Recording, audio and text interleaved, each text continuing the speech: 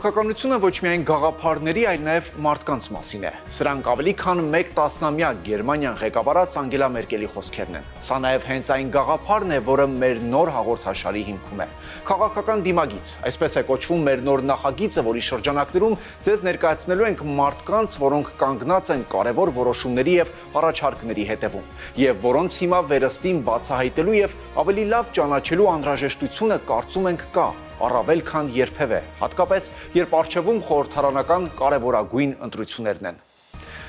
Եվ այսպիսով քիչ անց մեր տաղավարում առաջին հյուրը կլինի Գևորգ Պապոյանը, իշխող կուսակցության վարչության փոխնախագահ, էկոնոմիկայի նախարար։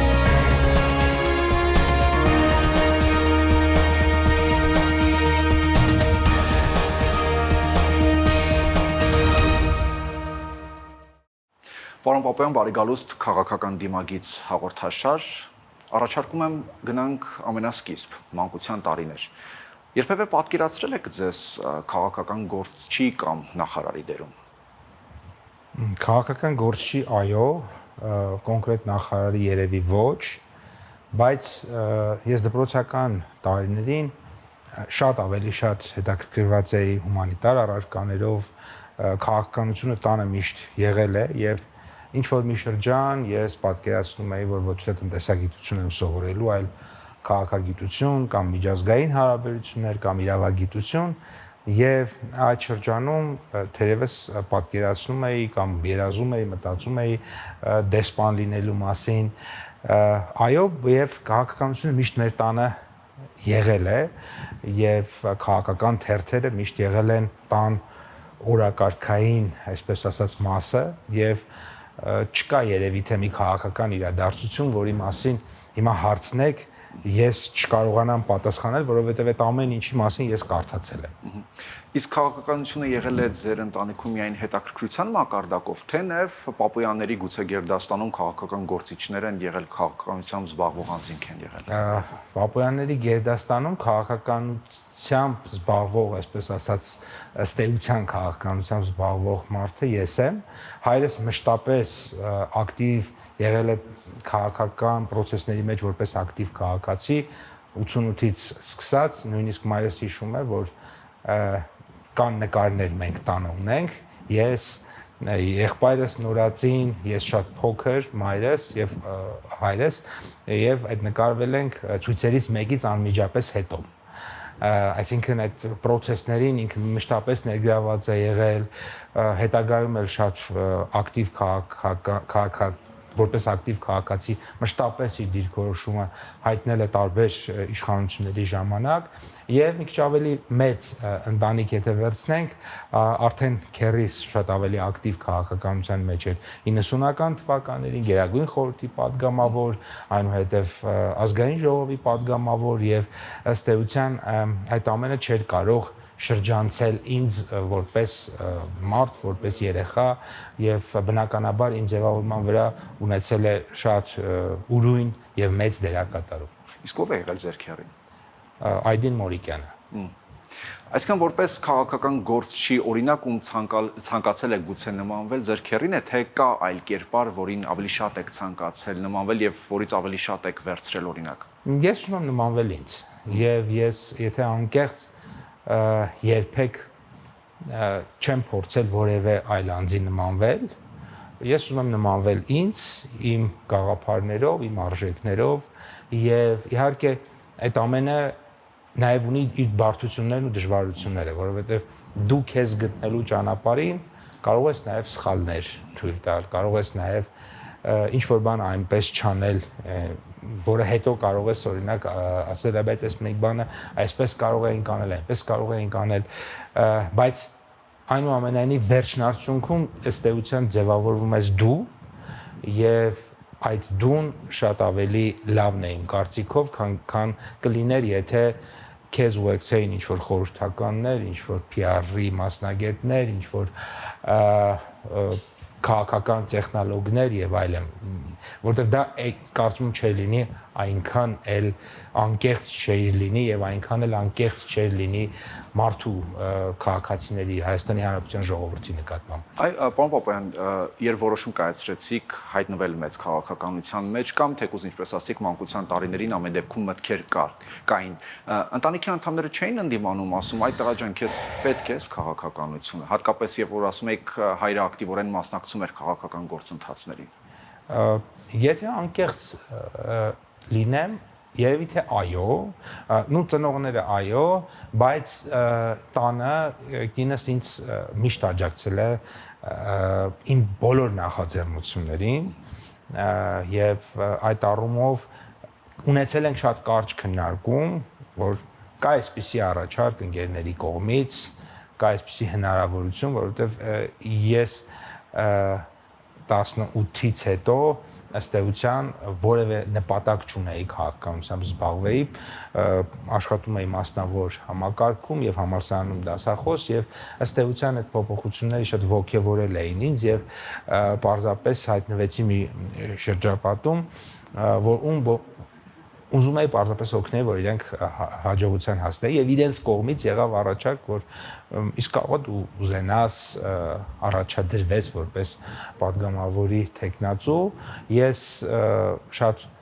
կարճ ըստ էության քննարկում եմ ունեցել կնոջս հետ, ինքը ոգևորել է ինձ, ես ասել եմ, եթե դուք գտնում եք, որ ես կարող եմ, ես արժանի եմ, ես ուզում եմ, գտնում եք, որ ես կուզեք, որ ես ձեր կողքը լինեմ, ես պատրաստ եմ։ Եվ այդպես է այդ ամեն ինչը սկսվել, այնուհետև առաջադրում ռեյտինգային համակարգով ընտրություն ա եղել եւ ինձ ըստ էության ոչ մեկ մինչև չի ճանաչել։ Ես տպագրել եմ բուկլետներ, գրել եմ իմ կենսագրությունը եւ իմ ընկերների հետ գնացել եմ իհարկե նաեւ իմ քաղաքական թիմը ինձ հնարավորությունը տվել է։ Դա պետքա անկեղծ ասել, որ շատ քաղաքական թիմեր եւ շատ կուսակցությունների ողբերգությունը հենց դա է, որ իրենք փակ համակարգի մեջ են եւ նույն մարդիկ անընդհատ պատտվում են այդ բանի մեջ, իրենք այդ չճանաչելով նաեւ ինձ հավատալով ինձ այդ հնարավորությունը տվեցին, որ դու կարող ես ընտրվել, խնդրեմ դու կարող ես լինել իմ քայլը դաշինքի տեխնացուն կոնկրետ ընտրատարածքում Շենգավիթ Մալացիա Սեբաստիայում եւ ես գնացի ուղղակի սկսեցի մարդկանց հանդիպել իսկ ընդ որում դուրս ծեծելով ասելով ես այս մարդն եմ այս քաղաքական ուժից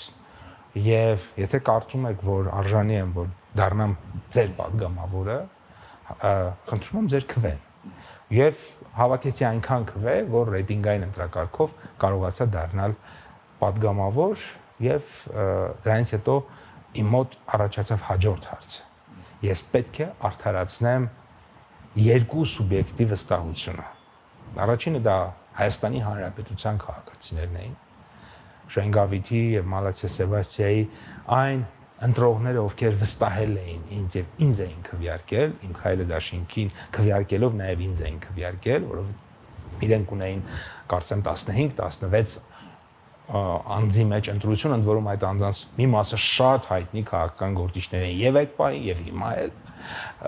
եւ երկրորդը նա էր որ ես ինձ առաջադրած քաղաքական ուժի եւ ինձ առաջադրած իմ ընկերների առաջ ունեի պատասխանատվություն եւ որ ես չեմ կարող ունել պարզապես падգամավոր հերթական падգամավոր։ Պարոն Պապյան, հիշում եք, այդ շրջանում կային գնահատականներ իմ քայլը դաշինքի բոլոր падգամավորների հետ կապված ըստ էության, որ նրանք падգամավոր դարձան Նիկոլ Փաշինյանի շնորհիվ։ Այդ գնահատականներին ինչպես եք վերաբերվում եւ հիմա ինչպես եք մոտենում այդ դե պետք է անկեղծ լինել, պետք է անկեղծ լինել։ Արդյոք այդ փուլում ես կարող էի դառնալ падգամավոր, եթե Նիկոլ Փաշինյանը չաներ Թավշյա ոչ բռնի ժողովրդական հեղափոխությունը։ Իհարկե ոչ։ Հետևաբար այդ կոնտեքստում միանշանակ եւ աներկբա է, որ ոչ միայն ես, այլ նաեւ մնացած բոլորը կամ այդ ճանապարհը դա այդպես է եղել, սա մեկ։ Երկրորդը ինչու ոչ միայն падգամավոր, այլ նաեւ ընդհանրապես այդ ժողովրդավարական ալիքը, որ այսօր երկրում կա եւ մարդիկ ազատ խոսում են ինչ ուզում են, այդ թվում իշխանության հասցեին։ Դա էլի այդ հեղափոխության արդյունքն ու պտուղն է Եվ այդ առումով այո, դա փաստ է, դա այդպես է որ կա, բայց այստեղ արժեքային մի կարևոր հարց կա։ Իմ քայլը դաշինքը եւ քաղաքացիական պայմանագիր կուսակցությունը իրենց հաջողության գրավականներից մեկը եղավ նա եւ դա շատ կարևոր նշանակություն եւ հիմա էլ մեր կուսակցության ամենակարևոր կետերից մեկը դա է, որ կուսակցությունը չպարփակվեց նեղ խմբի մեջ, ասեց այ գիտեք մենք օրինակ այս 30, 50, 100, 200 հոգով մենք այս process-ը արել ենք եւ վերջ, այլևս այսքանով էլ միայն մասնակցելու ենք երկրի կառավարմանը։ Կուսակցությունը տարբեր ժամանակներում անընդհատ ժողովրդին ներգրավել է, ժողովրդի տարբեր ներկայացուցիչների ներգրավել է։ Եվ եթե օրինակ ինձ ներգրավել է 18 թվականին, օրինակ 26 թվականին մենք ներգրավել ենք տարբեր անձանց կուսակցություն, որոնք որ նրանց մի մասը կուսակցական էին դարձել վերջին 1-2 տարում, մի մասը վերջին 1 տարում։ Եվ գիտեք, հետաքրքիր մի բան ասեմ, ես շատ իմ կարծիքով բավականին ակտիվ եմ եղել որպես ազգային ժողովի падգամավոր, բայց падգամավորից դեպի նախարար դառնալու այս ճանապարհին կամ նախարար այդ որոշման վրա իհարկե տարբեր գործոններ են ազդել։ Այդ թվում նաև քաղաքական թիմում ընդհանուր դիրքորոշումը, որ եկել է ժամանակը, որ դու գնաս այս տեղում, որովհետեւ բայց դուք եք ցանկություն ունեցել։ Կգամ դրան, այդպես է պետք։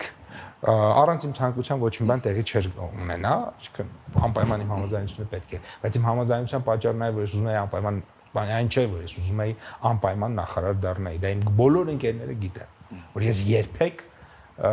երբեք չեմ ասել ուզում եմ դառնալ նախարար, նույնիսկ այն շրջանում, երբ որ նախարարի հաստիքը ազատ էր։ Նույնիսկ ես իմ գործընկերներից մեկին էի առաջադրել որպես վարչության նախագահի տեղակալ, վարչության անդամ, ես այդպիսի իրավունք ունեի առաջադրում կատարել եւ ես էկոնոմիկայի նախարարի տեխնացու էի առաջադրել բոլորովին այլ մարդու։ Իսկ կբացեք փակագծերը թե մասը։ Չեմ բացի, բայց որովհետեւ չունեմ այդ ընկերոջ թույլտվությունը։ Եթե ունենամ թույլտվությունը կասեմ, բայց առաջադրել էի այլ, բայց դա թղթավորված է նամակագրությունով, կա դա ընդ որում ուղարկված է 1 տասնյակից ավելի մարդկանց, այդ թվում հանրապետության վարչապետին, այսինքն դա այնպես չի, որ այդտեղ դա թաքցնելու բան է։ Բայց ըստ էության ի վերջո որոշումը նաև իմ գործընկերների առաջարկով, այսինքն ես չեմ ինքն առաջադրվել, իմ ընկերներից մեկը, գործընկերներից մեկը առաջադրել է, եւ ինչու ես որոշեցի, որ դա պետք է վերցնեմ այդ պատասխանատվությունը, 3 հիմնական բան, մտածեցի, որ կարող եմ, եւ ես կարծում եմ, որ չեմ սխալվել, բ, եթե իմ թիմը ինձ տեսնում է այդտեղ այդ պահին չհամաձայնվել է, ես համարում եմ թուլություն, եւ գ, այնուամենայնիվ իմ մոտ եկել էր մի այնպիսի պահ, որ ես կարծում էի, որ այնուամենայնիվ գործադիր իշխանությունում արդյունքներ արձանագրելը չափելի, շոշափելի արդյունքներ արձանագրելը ավելի հնարավոր է։ Իհարկե գործադիր իշխանությունում նաև շատ մեծ չափազանց մեծ, տասնապատիկ, հարյուրապատիկ ավելի մեծ է, այսպես ասած, տապալվելու ռիսկը։ Կարող է շատ արագ տապալվել եւ չունենաս հնարավորություն որևէ կերպ վերականգնել։ Դա ես եւս գիտակցել եմ, բայց միևնույն ժամանակ գործադիր իշխանությունում շատ մեծ հնարավորություն կա անել լավ բան պետության համար, ժողովրդի համար, ազգային ժողովում էլ կա, բայց գործադրում այնուամենայնիվ այդ հնարավորությունը ավելի մեծ է։ Պարոն Պապյան, եթե ի սկզբանե կար ցանկություն դեռ մանկության տարիներին զբաղվել քաղաքականությամբ, շատ դեպքում նաև դիվանագիտությամբ, ըստ էության ավելի մեծ ցանկություն էր կարծես, թե ինչ է դեպքում հետ պահեց գնալ այդ ճանապարհով, այլ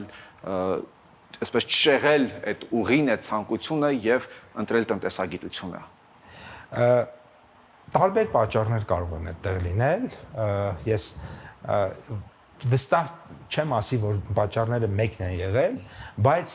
գիտեք, այնուամենայնիվ այսօրվա իմ քաղաքական գործունեության կարևոր մասերից մեկը նա է, որ ես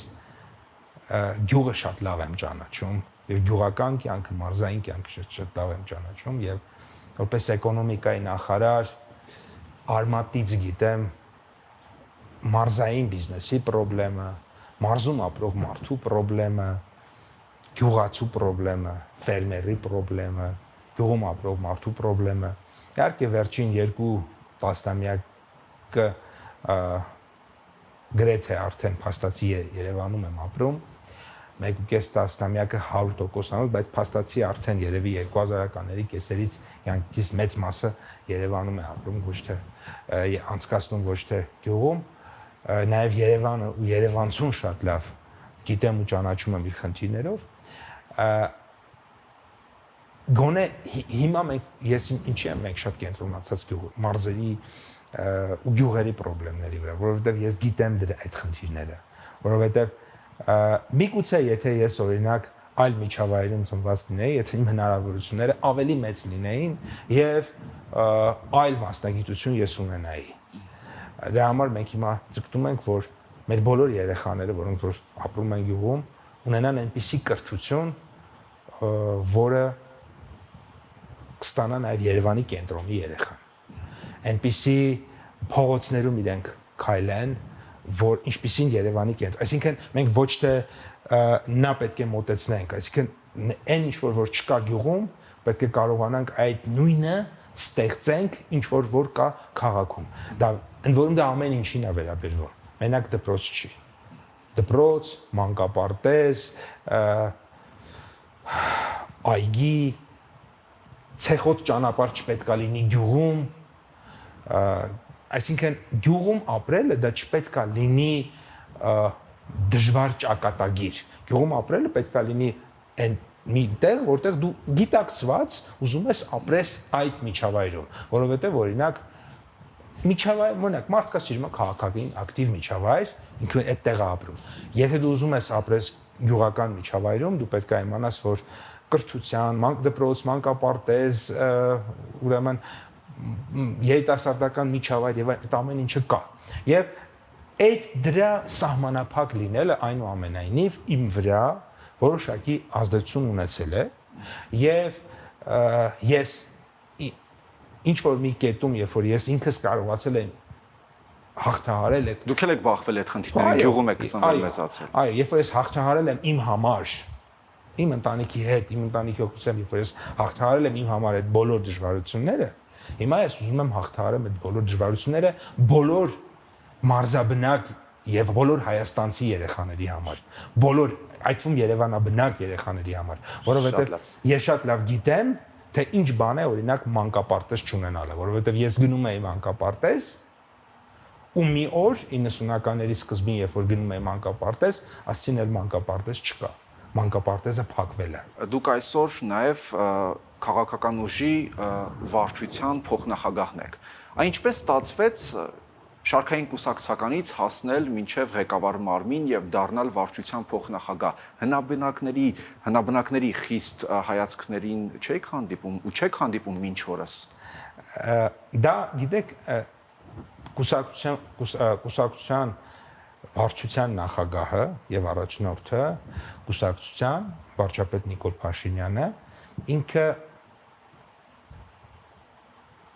ինքն է այդ հնարավորությունը տալիս բոլոր մեր կուսակցականներին։ Այսինքն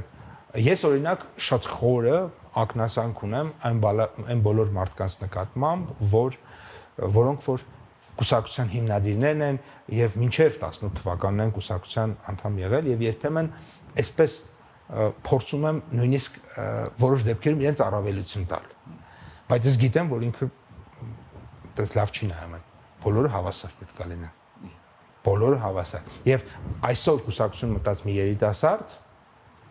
մի քանի տարի հետո կարող է դառնալ կուսակցության վարչության անդամ, կարող է դառնալ падգամավոր, կարող է դառնալ նախարար։ Ինչպես ինքներդ կբնութագրեք ձեր քաղաքական դիմագիծը, հակիրճ ինչ արժեքների վրա է այն հիմնված։ Հիմնված է նախ սկսեմ, որ մեր քաղաքական դիմագիծն էլ է մեր պատմության մեր անցած պատմությունը ձևավորել է մեր բոլորի քաղաքական դիմագիծը, այդ թվում իմ։ եւ այդ դիմագիծը իհարկե ֆունդամենտալ կետը դա ժողովրդավարությունն է։ Երկրորդը հավատալը նրան, որ այն ինչ որ ունենք, պետք է ատամներով պաշտպանենք եւ աչք չդնենք մեր ունեցածից դուրս, որովհետեւ դա կարող է եւ ամենայն հավանականությամբ կբերի մեր ունեցածի կորստի։ Սա նոր բացարձակապես նոր մոտեցում է։ Սա քաղաքական առումով նույնիսկ այդքան հետաքրքիր ու շատ քննադատվող մոտեցում է, բայց քաղաքական գործը չպետք է համարձակություն ունենա։ Պետք է համարձակություն ունենա ու ասի, որ Հայաստանը այսքանն է ու վերջ։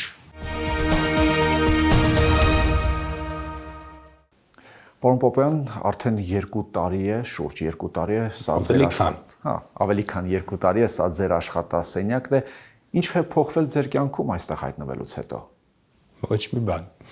եթե անկեղծ։ Ոչ մի բան, որովհետև նույն աշխատանքային գրաֆիկն է գրեթե ինչ ազգային ժողովում, ու փոխվել, եթե նկատի ունենք այն իմաստով, որ առավոտյան 7-ից 8-ից աշխատանքը սկսում է եւ ավարտվում է օրինակ 3:11:20 գիշերվա 11:20 վերջին նամակը փաստագրված է։ Ուղարկել եմ հանձնարարականը վերջին գլխավոր քարտուղարին ու դուրս եմ եկել, այդ առումով փոխվել է, որ կյանքիդ մեծ մասը անցկացնում ես նախարարությունում, չասեմ աշխատասենյակում, որովհետև այդքան շատ չեմ սիրում գտնվել անընդհատ աշխատասենյակում, սիրում եմ գնալ գործարաններ, գյուղեր, ֆերմաներ, այգիներ։ Ասացիք, որ առավոտյան վաղ գալիս եք աշխատանքի, ուշ երեկոյան գնում եք տուն։ Ինչն է մոտիվացնում ձեզ, որ այսպես կտրվում եք երկար ժամանակով ընտանիքից եւ ձեր ժամանակ ավելի շատ տրամադրում եք աշխատանքին, իսկ անձնական կյանքի համար ժամանակ մնում է։ Ես այնտեղ մի անկյունում նկատում եմ ձեր ընտանիքի հետ լուսանկարն է, այդպես լուսանկարով հնարավոր լինում է այդ կարոտն առնել, բաց չի մնում այդ հատվածում։ Շատ մեծ ջանք է ինձանից պահանջվել այդ լուսանկար ունենալու համար, որովհետև մեր բոլոր ընտանեկան ֆոտոսեսիաներին նոր տարվա մենք սովորություն ունենք, չէ՞, գնում ենք, նկարվում ենք, ես երբեք չկամ, որովհետև աշխատանքի ամենածանր շրջանն է սովորաբար դա լինում դեկտեմբեր ամիսը, ամենածանր հատվածն է այդ օրերին, օր կա, գալիս ես ասենք օրինակ դեկտեմբերի 21-ին աշխատանքի, տուն ես գնում դեկտեմբերի 22-ն է արդեն, հետևաբար դա ուղղակի հնարավոր չի, այս հաջողվել է նկարվել, բայց ոչ այդ հատվածում մի քիչ ավելի հետո, եւ մոտիվացիան պետությունն է, մոտիվացիան ժողովուրդն է եւ մոտիվացիան նա է, որ դու ինչ-որ մի բան կարող ես անել քո պետության ու քո ժողովրդի համար եւ պետք է դու դա անես։ Դա իմ համար ամենամեծ մոտիվացիան է, որ ես կարող եմ ինչ-որ մի բան անել մեր պետության համար եւ երևի թե չեմ կարող գնալ ու տուն քնել, եթե դա չանեմ։ Սա պաթոս չի։ Ամենայն անկեղծությամբ կարող անցալվի որպես պաթոս, բայց չի կարող այնպես լինի, որ ես իմանամ որևէ գործ մենք ունենք այստեղ անելու, կամ մի բան կա, որ կարանք անենք, ես ասեմ դե գնամ տուն, վաղ առավոտ կգամ կանեմ, բացառված է։ Գնում ենք այն ժամանակ, երբ որ այլևս հնարավոր չի անել կամ էլ չգիտենք ինչ պետք է անենք։ Այսինքն համարում ենք, որ այդ օրվա գործերը համարում ենք, որ ավարտվում։ Իսկ ընտանիքին երբեք ժամանակ հատկացվում այդ դեպքում դժգոհություններ չկան։ Կան դժգոհություններ։ Ես ավելի քան 2 տարի է նախարար եմ եւ այդ ընթացքում ըստ մեր երկրի օրենքների կարծես թե 2 ամսից ավել կարող էի լինել արձակուրդի մեջ։ Արձակուրդ գնացել եմ 1 օր։ 1 օր եմ գնացել, այն էլ մեր ֆինանսական վարչության պետն է շատ, այսպես ասած, եկավ ասեց, եւ որ եթե ես չգնամ արձակուրդ, ապա մենք ինչ որ օրենքներ կխախտենք, ֆինանսական եւ այլ, ինչ որ ստիպված է գոնե 1 օր ես պետքա գնամ, ու անընդհատ ինձ ասում են, որ պետքա գնալ, այնտեղ խնդիրներ է առաջանալու եւ այլն, որտեղ աշխատանքային օրենքը շատ հստակ սահմանում է, որ պետքա գործատուն, այս պարագան պետությունը աշխատողին ուղարկի արձակուրդ, բայց չեն գնում, որովհետեւ ուղղակի հնարավոր չի աշխատանքի ծավալի մեծ լինելու պատճառով եւ շաբաթ օրերը ըստ էության աշխատանքային են շատ վաղուց Միայն Կիրակի օր, թե դա էլ հազվադեպ։ Փորձում եմ Կիրակիները միայն ընտանիքին, ես վերջերս նաև կուսակցական աշխատանքն Կիրակի ընտրություններով պայմանավորված շատ ծանրաբեռնում, բայց Կիրակիները հաստատ չարժի այլ բանի տրամադրել, Կիրակիները պետք է տրամադրել կարծում եմ ընտանիքին։ Այդ դուք ասացիք, որ նախարար դառնալուց հետո ըստ էության միայն աշխատանքի ծավալն է ավելացել, աշխատաժամերն են ավելացել, այ քաղաքացիների մոտ գուցե այսպիսի հարց առաջանա, չէ՞, իսկ բարեկեցությունը։ Ես տուն առել եմ մինչև նախարար դառնալս, մինչև պատգամավոր դառնալս, իմ նախորդ աշխատանքով։ Ես ավտոմեքենա ունեցել եմ, ընդ որում հիմա ավտոմեքենա ըստ էության կարելի ասել չունեմ, մեկ մեքենա կա, որը իմն է, բայց ըստ էության ես չեմ հիմա տիրապետում դրան, այդ մեքենային, բայց այն ժամանակ, երբ որ ես նախարար չէի կամ պատգամավոր չէի, ունեի ես մեքենա։ Կատի ունեմ բարձր աշխատավարձ միշտ եմ ստացել։ Ես երբ որ 2008 թվականին ամռանը օրինակ իմ աշխատավարձը 310 քանի հազար դրամ էր, ասենք մայրիկիս աշխատավարձը դպրոցի ուսուցչի 30,000 դրամ էր։ Ես 10 անգամ շատ էի այն ժամանակ արդեն վաստակում։ Իսկ դա 2008 թվականին $1000 եւ ավել էր եւ Հայաստանում շատ քիչ մարդիկ էին օրինակ այն ժամանակ $1000 ստանում։ Մասնավոր հատվածում եք աշխատել բիզնես գործունեության մեջ։ Մասնավոր հատվածում եմ աշխատել, միշտ երկու տեղ եմ աշխատել համալսարանում դասախոսություն եւ մասնավոր հատված, այնպես որ բարեկեցությունը այնքանով ինչքանով հիմա ունեմ, այդպիսի բարեկեցություն մշտապես եղել է, կարող եմ ավելի նույնիսկ մի բան էլ ենք ում։ Շատ բարձ պատճառով, օրինակ ես 2017, 18, 15, 6 իմ ընտանիքի հետ ես հնարավորություն եմ ունեցել գնալու դրսում հանգստանալու, Հունաստան, Իտալիա եւ այլ երկրներ։ Բայց հնարավորություն ես 2023-ին, 24-ին, 25-ին, 26-ին էլ չեմ ունենա, ու ոչ խնդիրը ֆինանսական չի։ Խնդիրը նա է, որ աշխատանքը շատ ծանրաբեռնված է եւ դա չես կարող դու քեզ թույլ տալ։ Այսինքն իմ ընտանիքը գնում է, ես մնում եմ այստեղ։ Ու խնդիրը էլի եմ կրկնում ֆինանսական չէ, խնդիրը նա է, որ աշխատանքի ծավալը մեծ է։ Պարոն նախարար, ձեր աշխատասենյակում կա մի առարկա, որը հատուկ նշանակություն ունի ձեզ համար։ Չէ, երևի, բոլոր առարկաները, տեսեք, այստեղ կան պետական սիմվոլներ, որոնք պարտադիր են։ Ես կարծում եմ, շատ պարտադիր է այս պատի վրա գտնվող մեր սիմվոլները, հա, դրոշը, գերբը, երկրի ղեկավարի ուրեմն դիմապատկերը, այնուհետև այս հատվածում այստեղ սովորաբար այն գրքերն են լինում, որոնք որ ես կամ վերջում եմ գնել կամ վերջում եմ նվեր ստացել։ Ինչ եք հիմա ընթերցում, բավականին շատ է։ Մասը, այստեղ շատ ավելի շատ է լինում։ Երբ որ հասնում եմ, այսինքն մեր նկարահանումով չի պայմանավորված։ Երբ որ ավելի է բարձրանում, մի մասը տանում եմ տուն, մի մասը այստեղ ինձ իմ ընկերները գիտեն, որ ինձ նվիրի, եթե ինձ երկու բան են նվիրում, այլ բան չի կարելի նվիրել, կամ գրիչ կամ գիրք, եւ հիմնականում տնտեսական։ Չէ, տարբեր են նվիրում, գիտեք, ես ամենավերջի իմ նվերը գրքերից, որ ստացել եմ 3 ընկերը, Էրիխ Մարիա Ռեմարկից։ Իսկ որ գիրքն եք ամենաշատը սիրում։ Որ գիրքն եմ ամենաշատը սիրում։ Գիտեք, շատ դժվար հարց եք տալիս, բայց որ գիրքն է աշխատանքի մեջ անընդհատ մտքից գալիս, ես կարամ այդ ասեմ, այդ գիրքը հիմա այստեղ չկա, դա Դարոն Աճեմօղլուի Նեղմիջանցքն է, ես դրա մասին էլի եմ ասել, որովհետև դա պետության ու հասարակության կապի մասին, ընդհանրապես պետության մասին գիրք է, թե ինչքան ուժեղ պետք է լինեն պետությունները եւ ինչքան ուժեղ պետք է լինեն հասարակությունները, եւ միայն ուժեղ ու պետությունն ու հասարակությունն է, որ գտնվում կարող են կառուցել լավ միջավայր ապրելու համար, եւ եթե պետությունը ուժեղ է լինում հասարակությունից, դա մեծ խնդիր է հասարակության համար, եւ եթե հասարակությունն է ուժեղ լինում պետությունից, դա եւս մեծ խնդիր է։ Այսինքն իրականում պետքա ոչ թե իրար երկուսն էլ հավասարակշռեն, օրինակ երկուսը լինեն թույլ, երկուսն էլ լինեն միջին, երկուսն էլ պետք է լինեն ուժեղ։ Իսկ Հայաստանում այսօր հասարակությունը ուժեղ է իշխանությանը Այո, հավասարակշռելու եւ հենց այդ գրքով եմ ես առաջնորդվում, որովհետեւ պետությունը այո պետք է լինի ուժեղ։ Պետությունը պետք է կարողանա պաշտպանել իր քաղաքացիներին, պետությունը պետք է կարողանա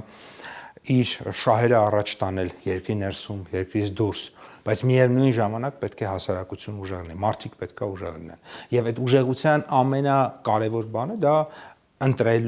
ընտրություններն են։ Այնտեղ, որտեղ հասարակությունը կարող է գնալ, ընտրել իր ուզած իշխանությանը, եւ հաջորդ օրը գնալ օրինակ չընտրել մեկ այդ իշխանության ուրիշ իշխանության, այսինքն այդ իրավունքը արդեն նշանակում է հասարակությունը ուժեղ է։ Բայց միևնույն ժամանակ, երբ որ գնացել են ժողովուրդը գնացել է եւ իր կամքով ընտրել է իր իշխանությունը, հաջորդ օրը այդ իշխանությունը օրինակ ինքը կարող է որոշել, որ դու պետքա գնաս բանակ, ու դա պարտադիր է։ Դու պետքա ենթարկվես օրինակ կանգնես կարմիր լույսի տակ, որովհետև դա պարտադիր է։ Դու պետք է չհայհոյես օրինակ փողոցում, որովհետև դա պարտադիր է։ Դու պետք է հարգես հասարակության հանրային կանոնները։ Դու պետք է հարկ վճարես, որովհետև դա պետք է պետության համար։ Եվ այսպես շարունակ, այսինքն պետությունը ուժեղ է եւ կարող է իր կանոնները ժամանակավորապես հասարակությանը թելադրել, բայց հասարակությունն էլ ուժեղ է եւ ինքը կարող է այդ կանոններ թելադրող կառավարություններին երբ ուզի փոխել։ Այս սա է ամենաիդեալական կառուցվածքը, որովհետեւ մեր իմացած ժողովրդավարական երկրները, արևմտաեվրոպական երկրները կամ Միացյալ Նահանգները հենց այդպիսին են։ Միացյալ Նահանգների նախագահը ունի անսահմանափակ ուժ։ Ինքը կարող է անել ամեն ինչ, գրեթե ամեն ինչ երկրի ներսում որոշել, բայց Միացյալ Նահանգների քաղաքացին էլ ունի անսահմանափակ ուժ։ Ինքն էլ կարող է գնալ եւ 4 տարի մեկ երբ ուզի փոխի երկրի նախագահին։ Նույնը մեր երկրում պետք է լինի։ Եվ այդպես է վերջին 8 տարիներին, եւ դա շատ կարեւոր է եւ հունիսի 7-ի ընտրություններն էլ այդպեսին պետք է լինեն։ Եթե տարիներ անց մարդիկ փորձեն մեկ նախադասությամբ բնութագրել ձեր քաղաքական դիմագիծը, ինչպես կցանկանաք, որ այն հնչի։ Բարդ հարցեք տալիս, ինչպես կցանկանամ, որ այն հնչի։ Ես կուզեմ, որ լինեն բաներ, որոնք դրական բաներ, որոնց լինելը իմ անվան հետ, իմ համեստ անձի հետ ինչ որ կերպ կկապվի։ Այ ասեն, որ այսինչ բանը նաև այսինչ բանի ստեղծման կամ լինելու մեջ այս մարդը եւս իր փոքրիկ լուման ունի։ Շնորհակալություն։ Շնորհակալ եմ ես։ Այսպիսին էր էկոնոմիկայի նախարար Գևորգ Պապոյանի քաղաքական դիմագիծը։